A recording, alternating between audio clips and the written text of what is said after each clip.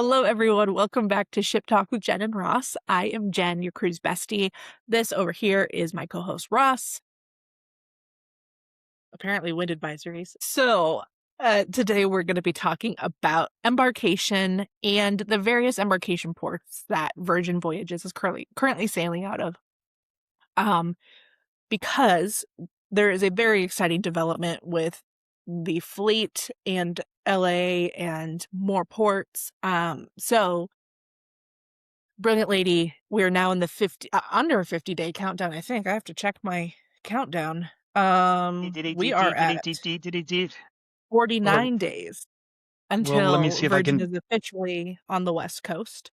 Um, so, yeah, we're going to talk about embarkation ports and what to expect at each port and how to navigate the differences at each port because not all of them are as fantastic as Terminal V in Miami. So, Let's start with the goat. Absolutely.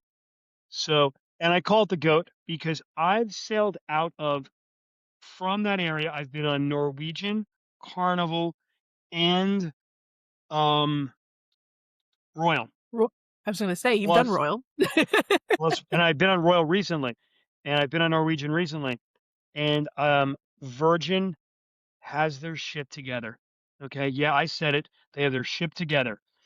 Um, there's no there's just one simple thing you want to remember with Virgin when you plan. As soon as you put the deposit in with your first mate, because why would you book a cruise on Virgin for no extra money and get an amazing first mate like Jen or myself? You're going to download the app and lock in your embarkation time. You must do that the day you put in your deposit. Then you can take a Yeah, deep breath and relax this is because it's reminding going to me. give you your time. This is So reminding me to go when you put in time. your time, that's when you show up. If it says be there at 2:15, don't show up at 1:30. You can. You could be standing outside for 45 minutes. Generally speaking, there's a lot of sheltered area in Miami at the port, but it moves seamlessly if you follow that rule and that suggested rule of show about 10 minutes before your embarkation time and you're going to sail right through. You show up too early, you're going to stand around. And we don't want you to Yeah. stand around. And especially So in ports like Miami, where it's so humid and gross outside, like there's no air conditioning outside, guys. They don't have fans, they don't have water for you. So show up literally not more than 15 minutes before your embarkation time. There's a chance they can let you on early, but I think that's rare that that happens.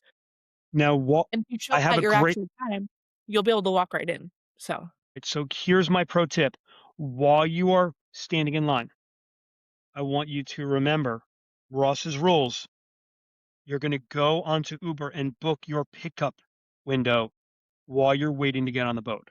Because while Virgin has their ship together, you've got possibly 5 other ships in port the day you get off.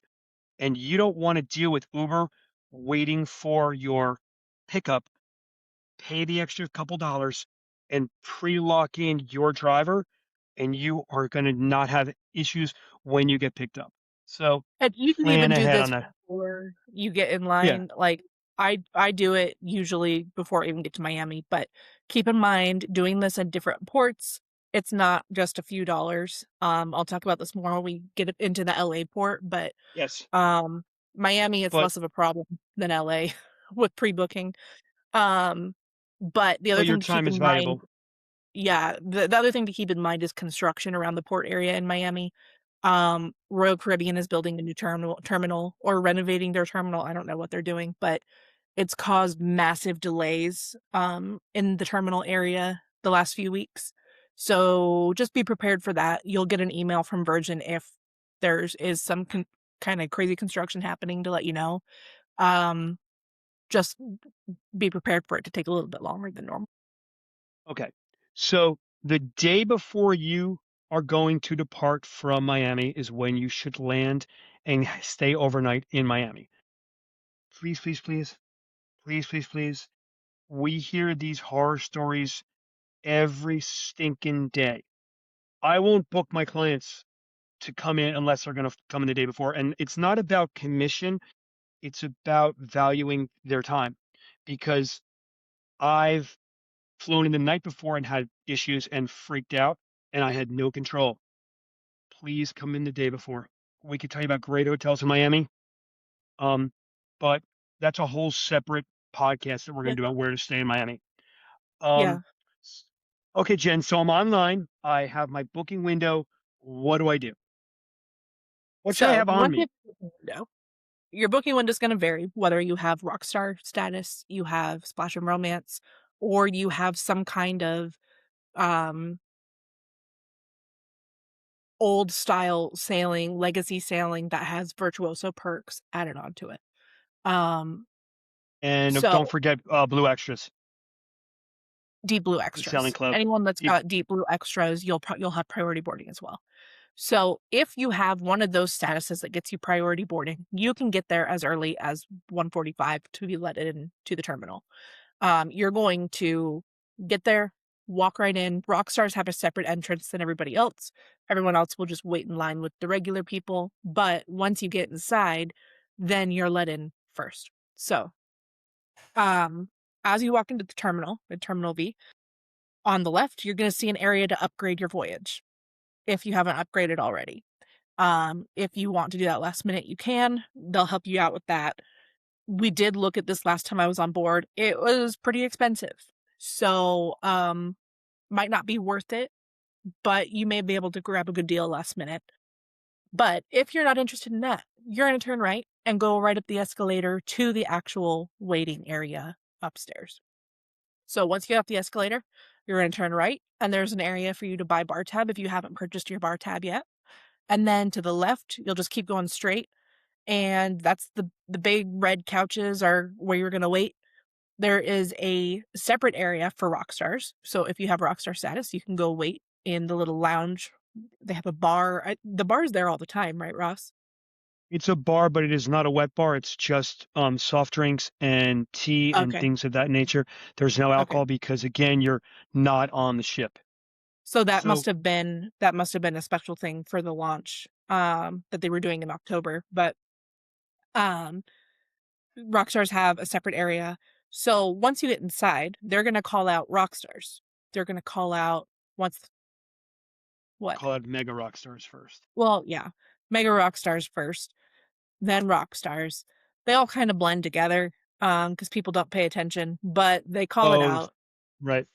Yeah. So Mega Rockstar, Rockstar, and then once the Rockstars are done and there's no one else in line, then they're going to go into Splash of Romance, Virtuoso, Deep Blue Extras. And those all kind of run together because they're all pretty much the same level when you think about it. So they're going to let all of you on, and then anyone that's left over is usually a regular sailor that had a 1:45 embarkation time. So you don't have to be there at 1:45 if you're any of these statuses. You can show up whenever you want, as long as you're there before the last call for boarding is. They're going to do this for every boarding time. They're going to call rock stars. They're going to call Splash of Romance, blah blah blah. But I would say if you have that status, make sure to get there at 1:45 and take advantage of the empty ship before everyone else gets on board. So I want to just double back to something you said. There is this last chance to buy a bar tab before you get on board. Now you can still buy a bar tab on board, but when you buy it before you get on the boat, you're going to get the bonus. Once you're on board, they're not going to throw you the bonus. So this is your last chance to, if you're going to do $1,000 bar tab to get the 250, if you're going to do the 300 to get the $50. It doesn't Yeah. sound like a lot, but that's 4 drinks on fit for $50. So do it. It's worth it. If you're not a big drinker, we're not going to judge either way. Yeah. We want you to have And fun and we want you to be safe. if you are going to buy a bar tab before you get to the terminal, you have until, I believe, 48 hours before to purchase it through the app. So if you miss that 48-hour mark, you'll just have to buy it in the terminal. Now, before you even get online, you have the option to drop your bags.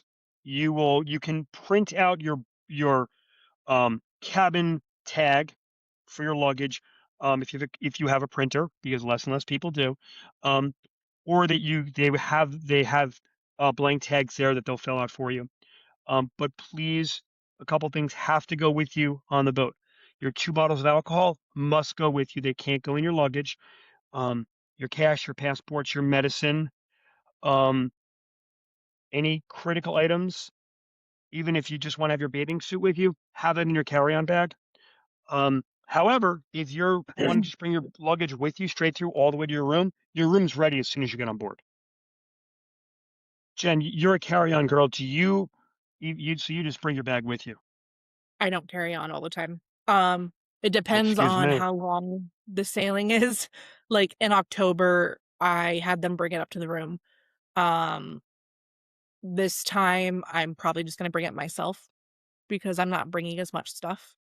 Alaska, I will probably be having them bring everything on board for me. So, um, because I'm gonna have a lot of stuff for Alaska. I'm a chronic overpacker.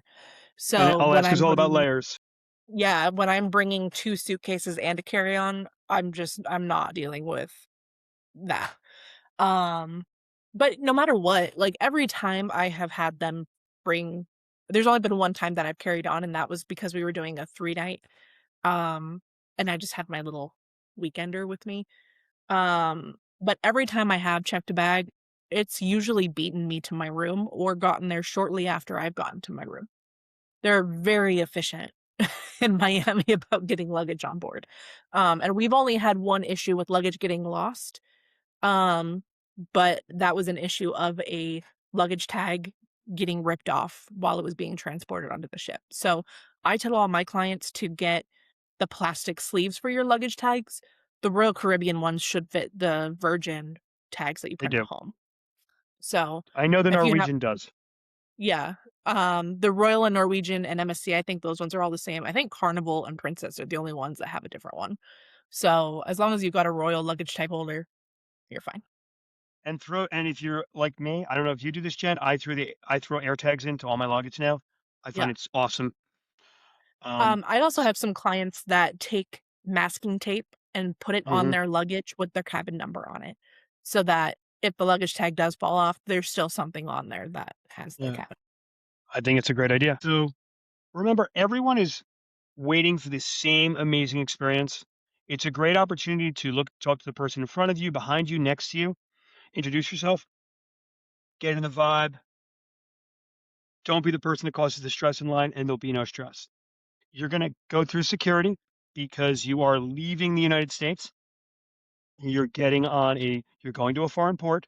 So you are going to go through security. Your luggage is going to go through security. You might see four-legged creatures there that are not pets, that are making sure that you have nothing on you that could be deemed illegal at the federal level.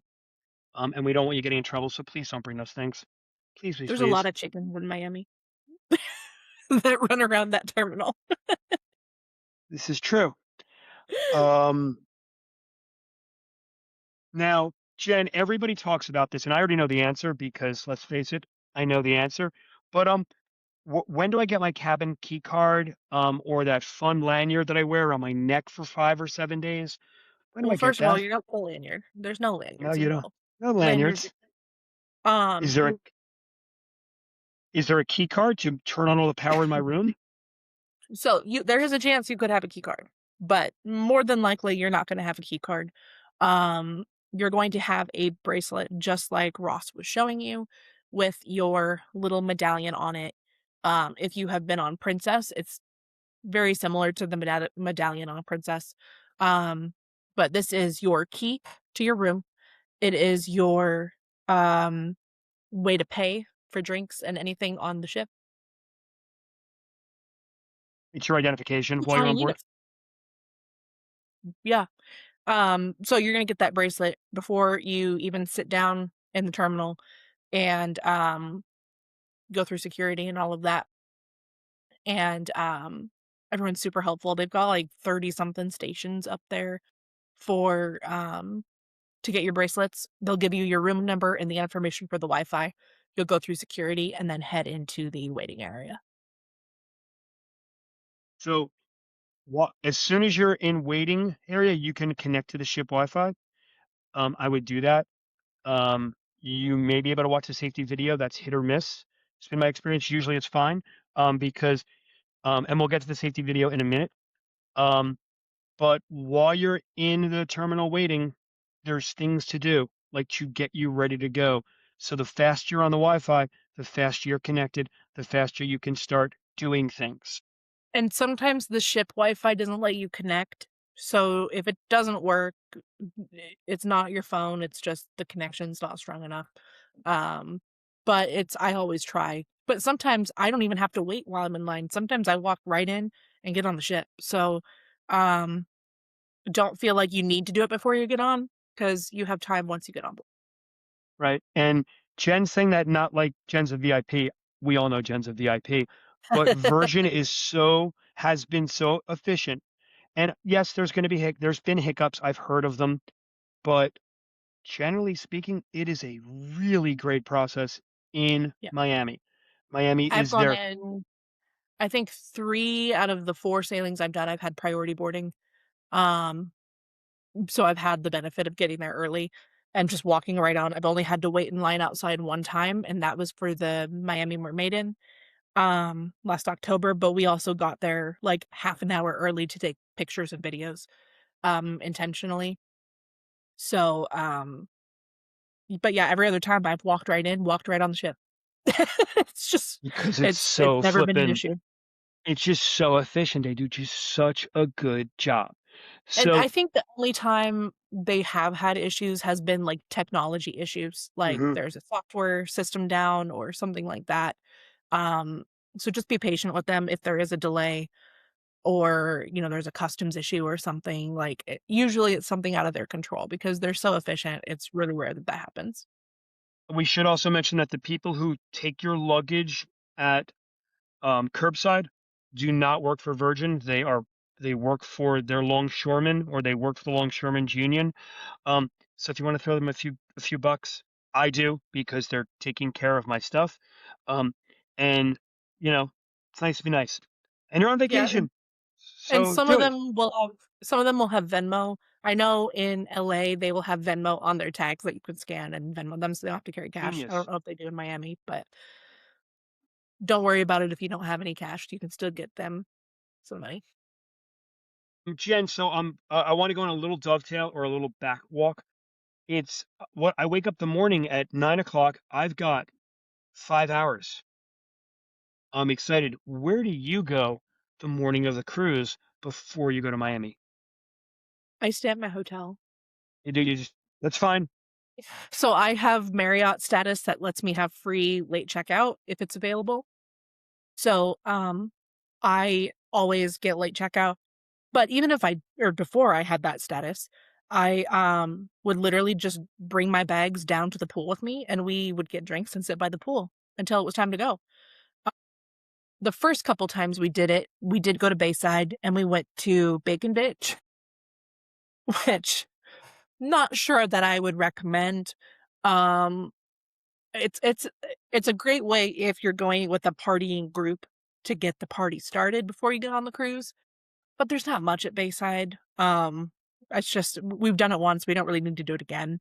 So, we typically will wait until about 12:30, and we'll either have car service that takes us over, because we hate Ubering in Miami, or we will take the trolley from downtown Brickell, where we stay, to the terminal. I love it. I think it's important that um you're getting there early. Enjoy Miami. There's a million places to go for dinner the night before. Find somewhere that you like. Try to avoid chain restaurants. That's just me because I don't like chains. But you know, Yeah. get your margarita on, get your drink, have fun, relax. You're on We vacation. love we generally try to get there, like, mid-afternoon, so we get some pool time the afternoon Hmm. before, and then we always stay at the AC or the Element in Brickell, and part of that is there is a restaurant on the rooftop called Rosa Sky. It turns into a club at night, so if you wanna go out at night, you can just go upstairs and hotel guests get in free, before a certain time. But so it's really cool views of Miami. Actually, during the hurricane last year, we were up there while it was happening, which probably wasn't a Okay. great idea, but, it was interesting to see all that happening from the rooftop. Um, We it's stay a kind little of further from the port. We stay over in Coral Gables at the Lowe's mm, because again, credit card deal. And it's a gorgeous hotel, and it's the pool is beautiful. I'm pretty sure it's a no kids pool, so we like that vibe. There are large signs that say children are forbidden from going in the hot tub. Again, love that. Um, and their restaurant is great. Their bar is extensive, like on the rocks extensive. So yeah, and it's important that you find a place you like and get a good Yeah. deal. See, we've all done the beach so many times that we're like, we don't want to stay at the beach. We're not going to go over there unless we're going to go get dinner out there. And most of the time we get in so late that we're like, let's just order DoorDash or something around Brickell because Brickell is so walkable.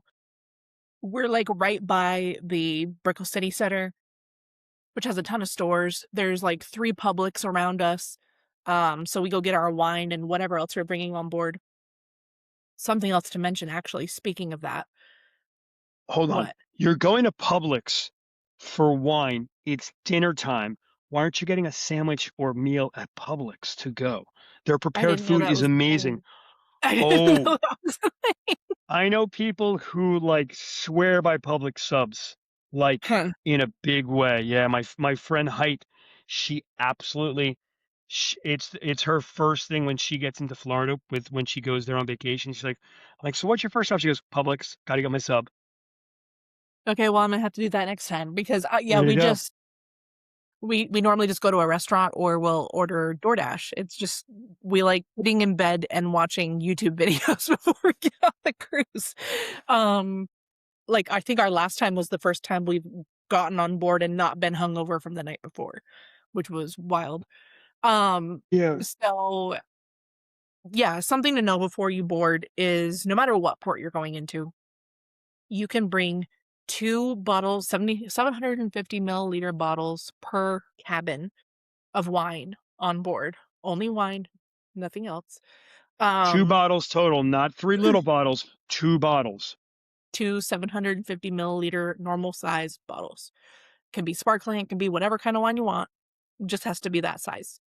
The Can't be other thing you hard. can bring on board, which we just found out, is you can bring a 12-pack of soda per cabin. This can also be a 12-pack of non-alcoholic beer. So Not if on board. Just so you know, you got to bring your own. Dr. Pepper, I think, also is not on board if you're a Dr. Pepper person. But we really liked that we could bring non-alcoholic beer because most of us were starting to get into the non-alcoholic on our last trip. So we each brought 2 bottles of wine and a 12-pack of non-alcoholic beer, and, we just shared them between our 3 cabins, and it worked out great, and it saved us a lot of money on bar tab. Keep that in mind when you're boarding. If you're if you're a specific soda drinker, you can bring a 12-pack, but if you're not a drinker and you have specific non-alcoholic beer you like, not cocktails, but beer, you can bring that. Uh, I think that's really great of version to allow that on. Um, and I hope it's something they continue to do. Yeah. Time will tell. All right, It was so such a hard thing to figure out, like, I just happened to be reading some FAQs one day for a client and found it and was like, "Oh, this is great." So I don't think a lot of people know about it, but they didn't even like as we were going through security, they didn't even check. Like it was just in a Publix bag and they were like, "Cool, go." So, yeah. all right, so you're now through security. You're going up the escalator, or you're going around the bend, and it's time to take a deep breath.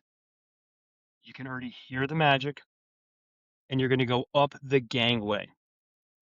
It's gonna dump you out on deck 7, I believe. Yeah, deck 7. You're gonna come right in, and you're gonna see the happenings cast welcoming you in. The diva might be there, the hostess might be there, um, and you will hear the excitement, the anticipation, and it's time to get on board. Have a plan for those first 10 minutes. Jen has said that before, because there's a little bit of homework you want to do as soon as you get on board, especially if there's things you want to book that you have to be on board to book. Yeah. Yeah, so we talked about that in the last podcast. If you missed that, go back and watch that, but we kinda talk about our itinerary for embarkation day and how we approach it. So we don't want to dive too deep into that here because we're talking about like specific ports, but just make sure you get on board and you immediately start booking your classes, doing your safety video, going to your muster station. Get that all out of the way so that you can just relax the rest of the day. Right. So the mandatory safety video is available on the app.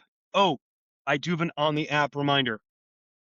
The morning of your cruise or the day before the morning of your cruise, delete the app, completely delete the app and reload it because you want to get the latest version of the app, not the daily update version, but a fresh, clean load um, for the app. It just runs smoother. And we test drove this. I did the update. Someone else did a clean load. I'm like, and we were on the same type thing, and theirs ran better. So now I always do that Interesting. because, yeah, there are a few dead spots on the boat. Generally speaking, you're talking about like down on the dock because you're at one corner of the ship, or all the way forward, um, not on Richard's rooftop, but up on the perch. You Yeah. might see that, but that's okay. There's going to be a couple little dead, we'll say quieter spots for Wi-Fi. Yeah. Um, all right, so that's pretty much it for Miami. Let's get into some of these other ports, and I think we'll Hmm. start with LA because that's the newest one, and I know a lot of people have questions about LA and Seattle. So, LA, since I'm your West Coast cruise girl, LA is a nightmare. I'm just gonna throw that out there now. LA is Not the not fun. port, but the not Virgin, the city. You mean? No, the port. Nothing to do with Virgin. It's just LA in general and the LA port in general is not a fun port to sail out of. Um, don't let that take away from your Virgin experience because once you get on board, everything's going to be great. But just expect because it's LA, it's going to take you a while to get through things. So, um, also because this is not a Virgin owned building, they are leasing it out for them. It's not going to be as nice as Terminal V. So if you have sailed out of Terminal V, we're not going to have the fancy red couches. We're not going to have all of that. It's just like a very plain government looking building that you're going to walk through that I'm sure they're going to have some like temporary Virgin branding and everything. But it's not going to be as fancy as Miami. My biggest recommendations for LA are there are several airports in Los Angeles that you can fly to. Highly recommend not flying into LAX if you can and flying into Long Beach because the port of Los Angeles is not actually in Los Angeles, it's in San Pedro. And San Pedro is about 10 minutes max from Long Beach. So, like, you can see the other port from the port of Long Beach across the water. So, the port of Long Beach is where Carnival sails out of. Every other cruise line sails out of the Los Angeles World Cruise Terminal in San Pedro. So if you are flying into Long Beach, the only airline that flies out of Long Beach is Southwest, or there is like one singular Delta flight some days. So if you're okay flying Southwest, it's going to be easy. But just fly into Long Beach, 10-minute Uber to San Pedro. If you're flying into LAX, you're going to save some money on the flight, but you're going to spend the money you're saving in Ubers getting to and from the port. So, for example, my last sailing out of LA on Princess, it was about $70 with tip to get down to the port from LAX. And then it was about $100 coming back to the airport. So add on a couple $100 in Uber costs. Um, if you're going to book a black car, it's going to be about $130 to $150 each way, which if you're going in a big group might be worth it. But for just me, I do Ubers because that's the cheapest way to get down there if I'm flying into LAX. And I typically fly in the morning of because it's a 30-minute flight from Las Vegas. So um, it's not really worth all the hassle. But expect a long Uber ride. It will at least take you 45 minutes to an hour from LAX to the terminal. Um, so I always recommend if you are going to fly into LAX, stay in Long Beach if it's not ridiculously expensive. Long Beach is very close to Anaheim and Disneyland, so the hotels can get a little pricey. Um, so if you can justify the cost of the hotel in Long Beach, highly recommend it. Um, Downtown Long Beach has some great hotels that's very walkable, so that with Virgin boarding later in the day, you've got stuff to do. You can walk around Long Beach, you can get lunch. There's, beaches close by, that keep you occupied until boarding time. And then it's just a 10-minute easy Uber ride versus struggling to get around LA all morning and not having a good time. But if you are staying near LAX, something to know is that once you fly into LAX, if you are staying in a hotel that is like the Marriott LAX, the Hilton LAX, something like that, most of those hotels in that area have a free shuttle. So you can go walk right out of your terminal, look for the shuttle or the hotel shuttle pole outside. It's usually bright orange, and it's literally like every 5 minutes they come by. There's a ton of them, and they will stop at multiple properties. So just keep an eye out for the right one. But I do that every single time I'm in town and I'm staying near the airport. It makes everything super easy. If you are staying in Long Beach and flying into LAX, you cannot just Uber from the terminal. You have to hop on a shuttle to then go to another lot off-site to get to your Uber. So, look for the signs that say LA exit, and you'll hop on that shuttle again every 5 minutes or so it comes by, and then once you get on the shuttle is when they recommend booking your Uber, and they will give you a aisle to go to, and you'll tell your driver what aisle you're in, just to keep things moving. But the whole process of getting there is kind of a nightmare.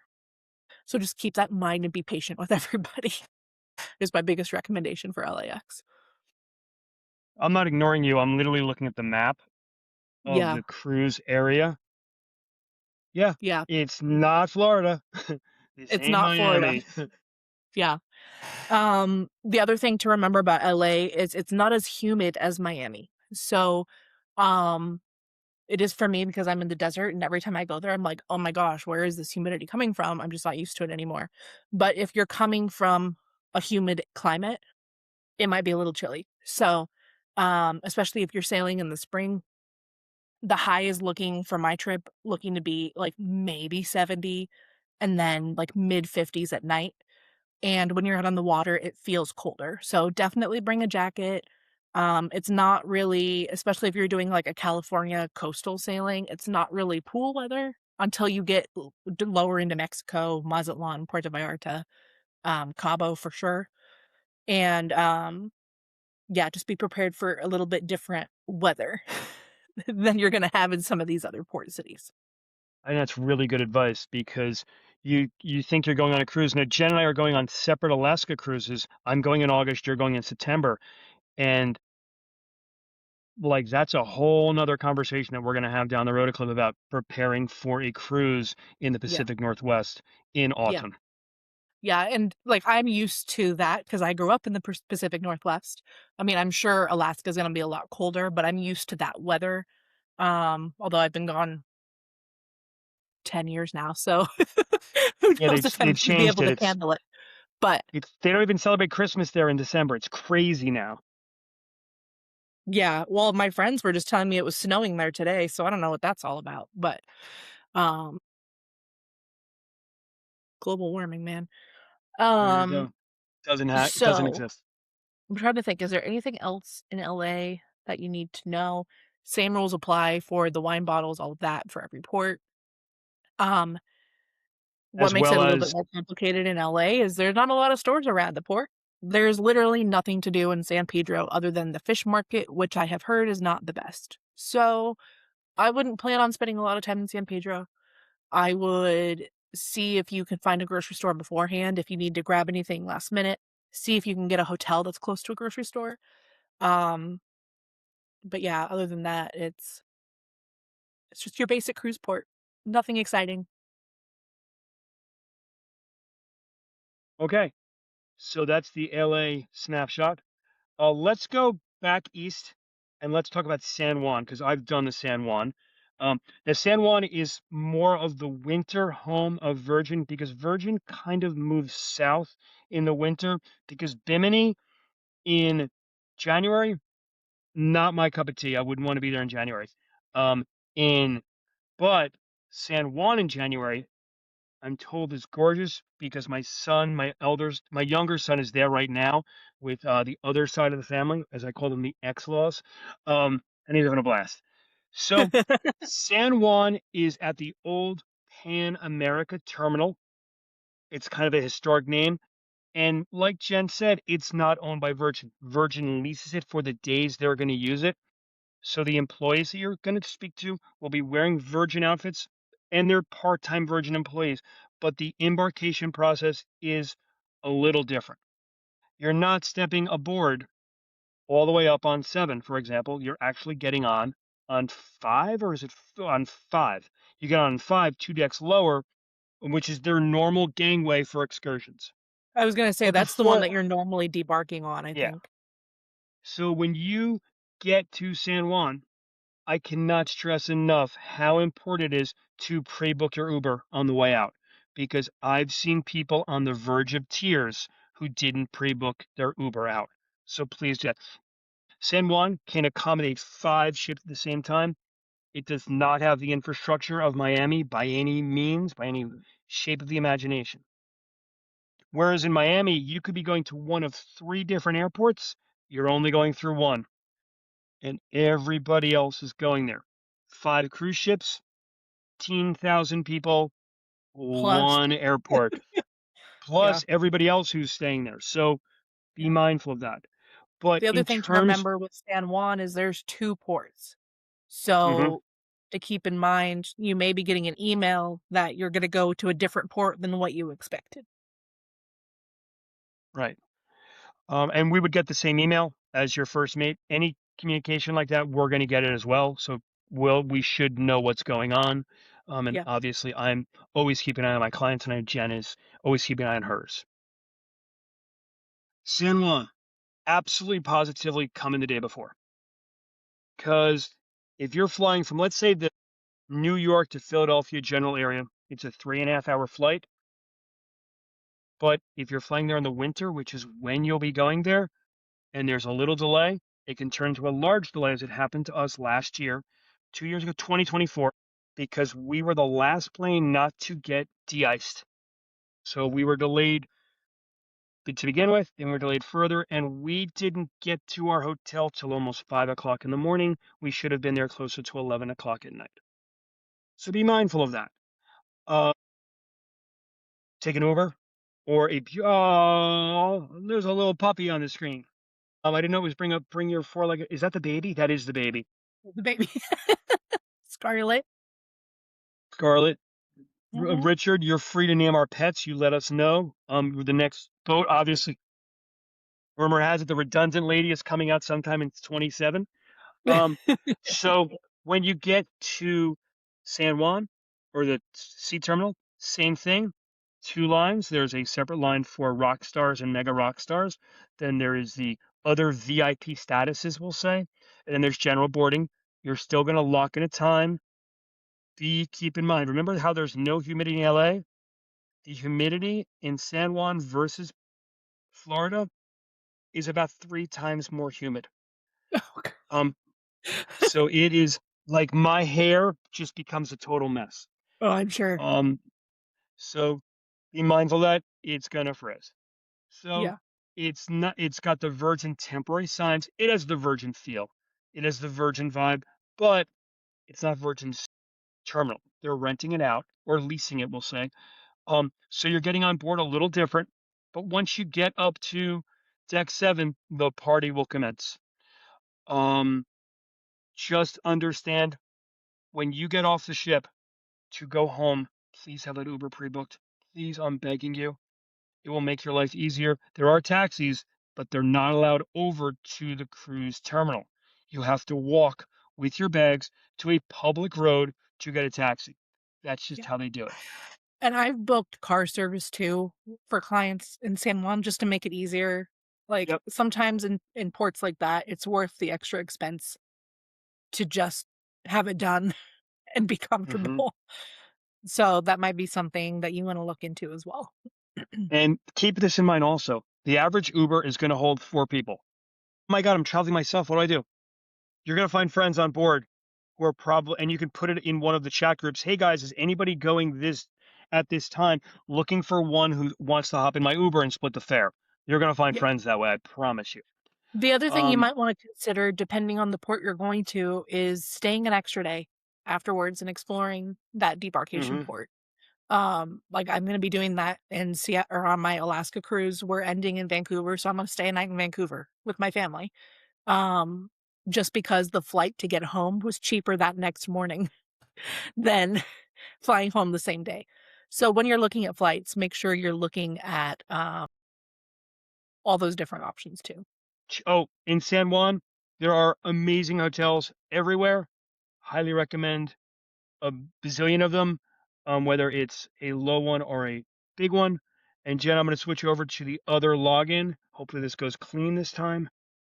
I typically recommend my clients stay in Old San Juan. That's typically the, terminal that you're going to sail out of, and even if it gets switched at the last minute because there's something going on at that terminal, it's a 15-minute Uber to the other terminal, so it keeps it really central, and most people wanna see Old San Juan anyways.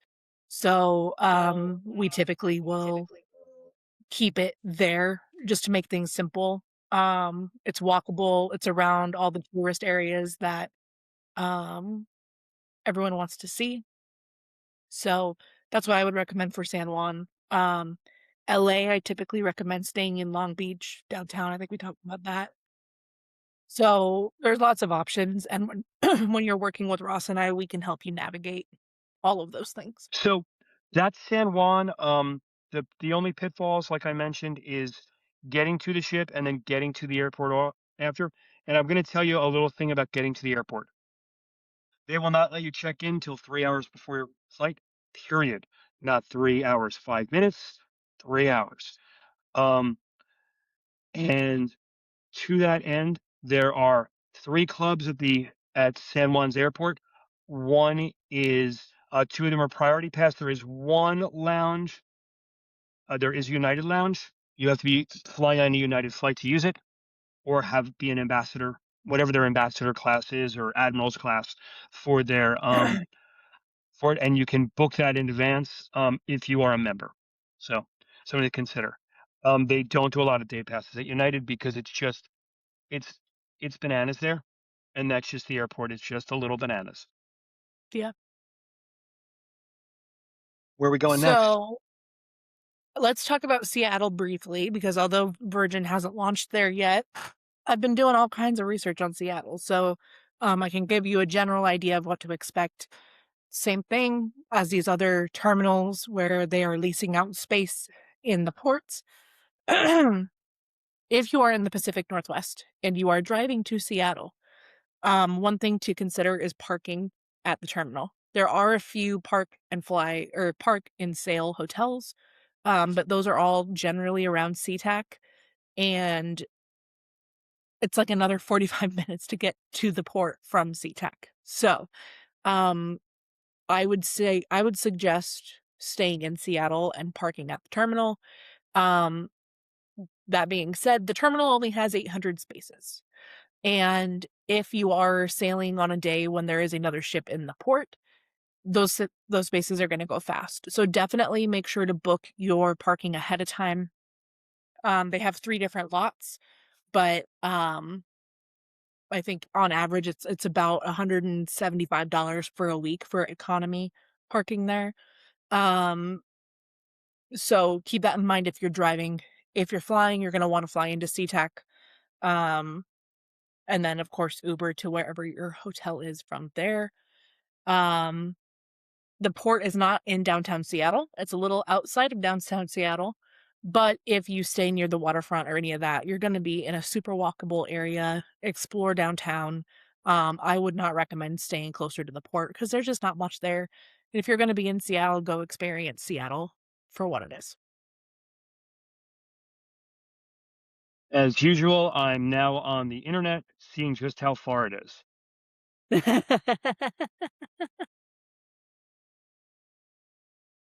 So yeah, Seattle.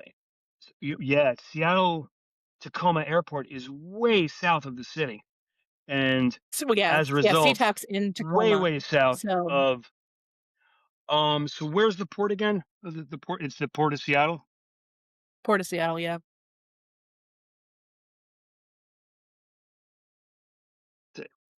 Um, It's it is it's like 30. it's It's only 16 miles, but it's 35 minutes. And remember, ladies and gentlemen, sailors, please, you're spending thousands of dollars on the cruise. Spend a couple hundred and come in the night before. Please, please, please. Now, yes. something interesting about Seattle for you East Coasters is we're doing research for our cruise in August of a place to drop your bags for the day because we are going to take a red eye home. We're going to spend a whole day exploring Seattle because we've never been. So we're going to get off the ship at a leisurely pace, but we don't leave the airport till 5:30. We've got a nice chunk of time to go check out the city, so we're kind of excited about that. We might have family meet us from Vancouver for lunch Yeah, or a late lunch. We're going to see. yeah. One thing I'll tell you is look at Bounce for luggage storage. Thank you. I've done that in Miami.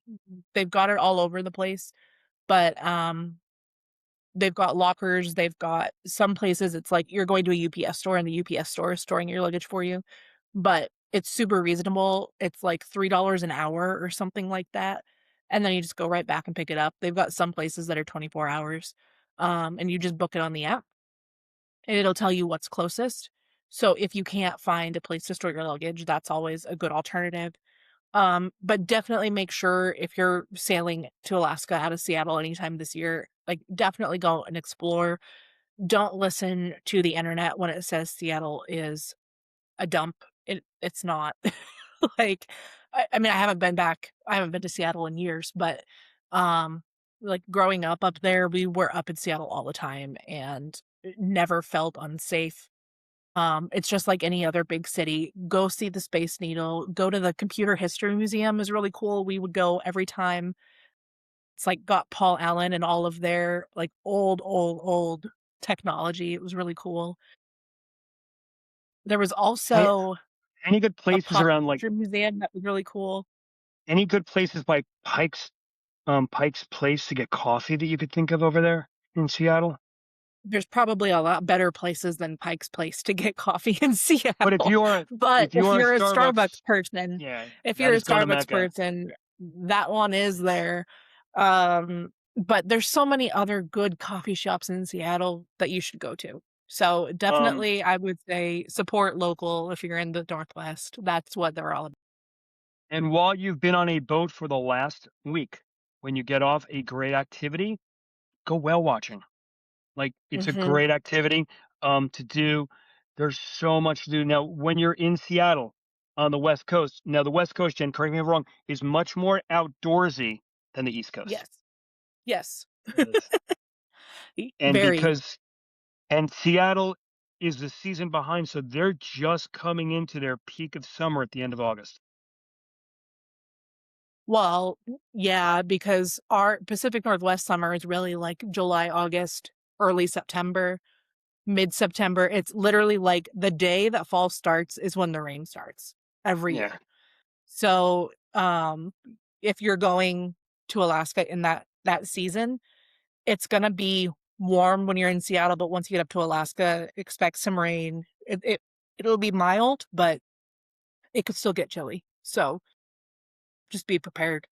Um, Different shopping drama for this out. cruise. Yeah, Definitely yeah, consistent. different shopping, different attire, different PJ party, different Scarlet Night, like, everything is gonna be very different in the Northwest ports and in LA. I'm I'll be so excited interested to see for August. yeah, I'll be really interested to see in LA if they do an indoor Scarlet Night and PJ party. Mm, Um, Because I feel like the weather in LA is mild enough they could do it outside, but Seattle, I think, definitely will be inside, so that'll be interesting. yeah, it's good. They might split into two parties, do some in the red room, or they might use the entire deck. Make Scarlet Knight all around 6 and 7. Those decks. Sorry, I said that. Um, and really make the party itself moving around the ship.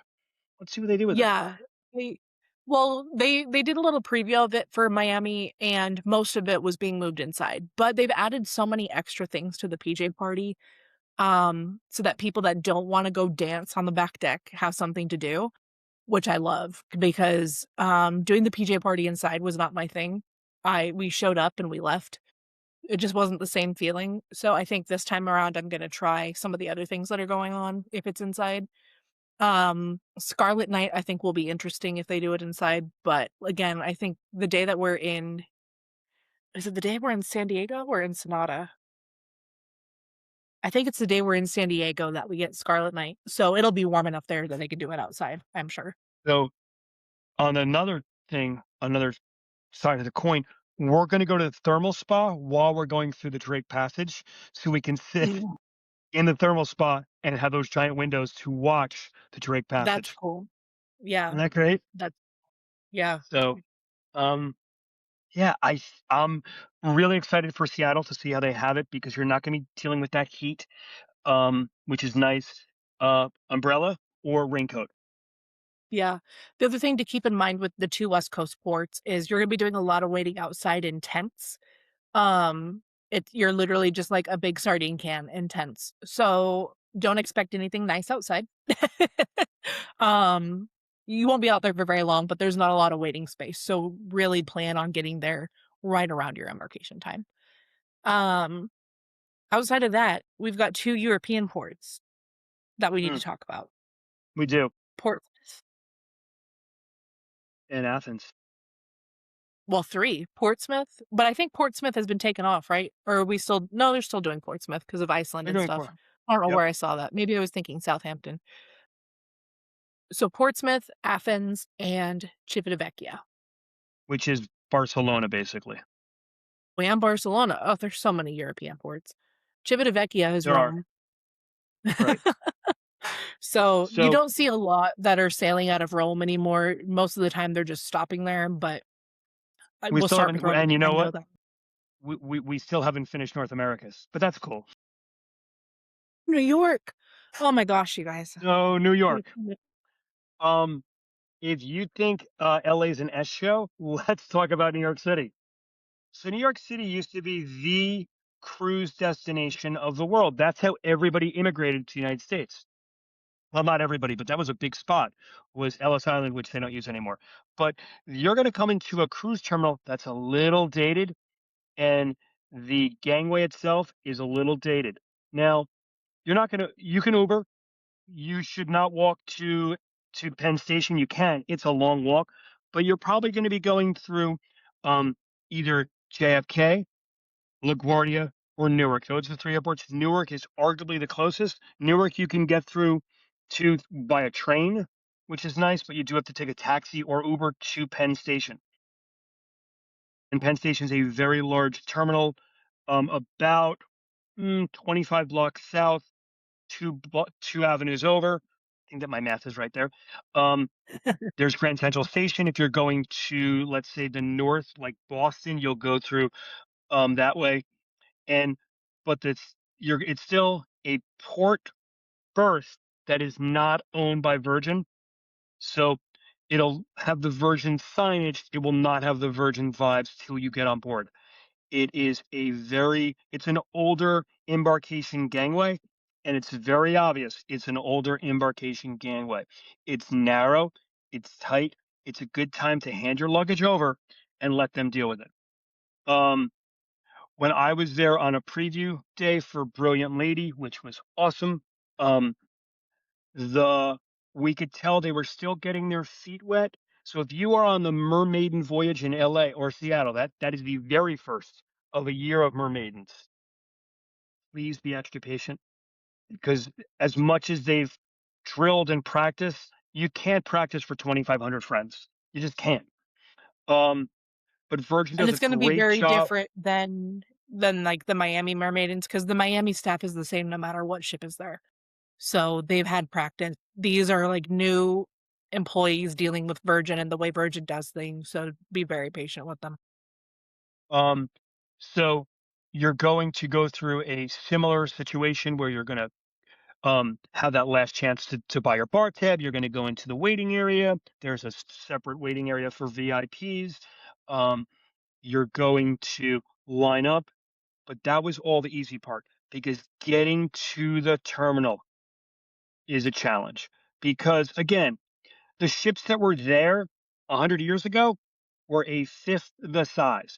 If you don't believe me, go type in Titanic versus Brilliant Lady in size, and you'll see just how small those ships were, and how much more stuff people brought back then. So understand that it's going to be congested, and that's just how it is.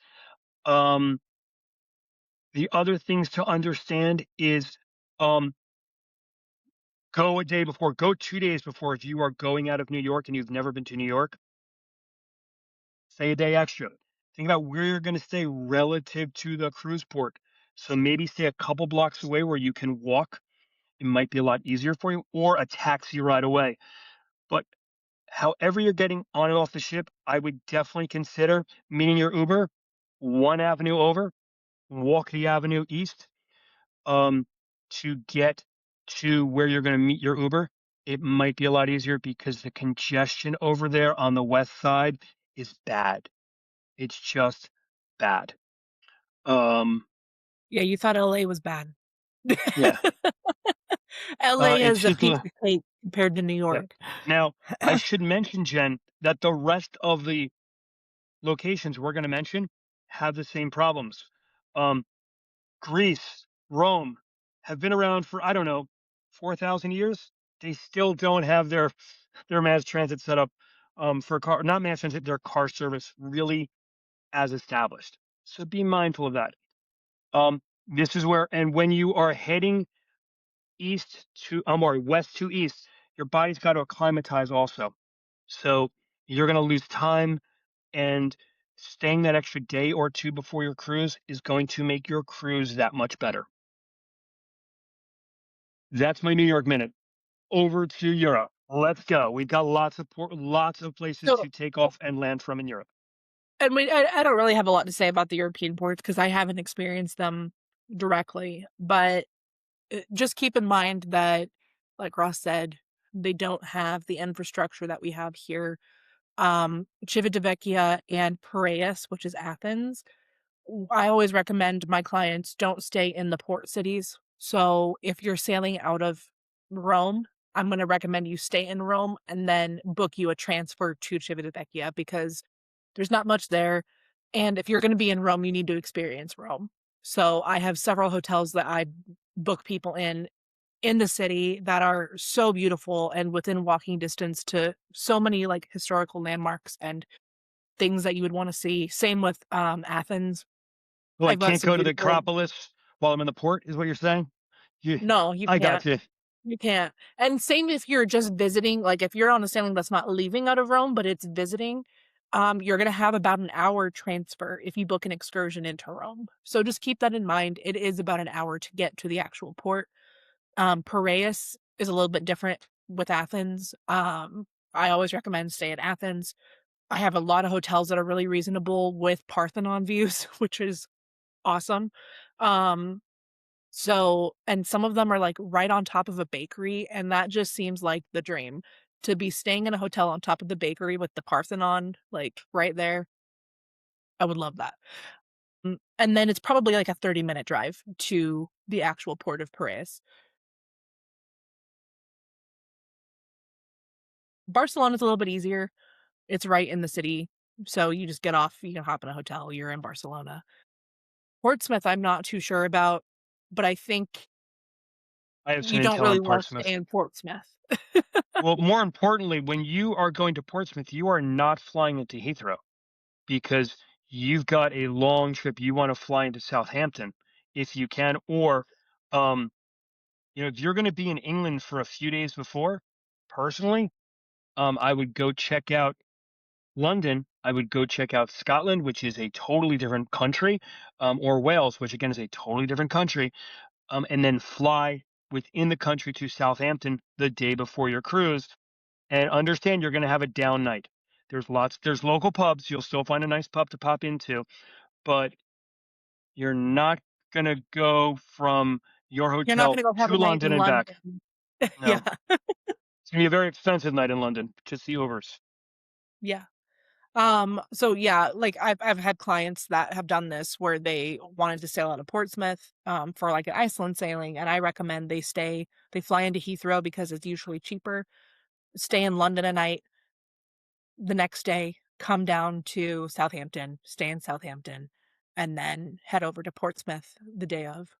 Um, just because it's easier, and I didn't really see a lot of hotels in Portsmouth that were No, very exciting. that's much more a Booking.com kind of thing or Innkeeper.com, where you're gonna look locally. And I'm not trying to take business from you or I. I'm just Yeah, knowing it from experience that Europe is there's a lot more mom and pop established hotels that could be 400 or 500 years old, that do a really good job. And in Europe, the further in Europe you go, the older they are, and that's yeah, a good thing. Um, yeah, So I think we've covered the basics of embarkation. Obviously, guys, that carry-on bag, I think we're gonna do a mini cast on carry-on bag, or what to pack for you that doesn't get handed over to the pursers. I don't know if you heard this horror story, but apparently there was a huge to-do at one of the other cruise companies where they left their ID in the bag and they would not let them get their ID, and they why got do left at people the do port. And they blame the cruise line for following the cruise line's policy. So, why do people drive me nuts. okay. Yeah, we may have to bring my friend Tara on for that because she is the expert packer when it comes to cruising. She does carry on a lot more than me. I pack too much. So, So this is interesting because we're going to have girl packing versus boy packing, yeah. And which is Tara can get into all of the nitty-gritty on that because I'm just like, I throw everything in a suitcase and I'm good, and she has a method to her madness, so oh, I'm more like her. I'm you ridiculously guys will have a organized. great conversation about that. There will be some yelling. There could be some cussing. We might drop some f bombs. Um, so Um, Jen, I will say this all the time, but if you have any cruise questions, please throw them to us. I'm um, Ross at travelingwithross.com. Jen, what your email is? Jennifer at cruisinglegend.com, or you can follow us on any of our social medias and Yeah. message us there as well.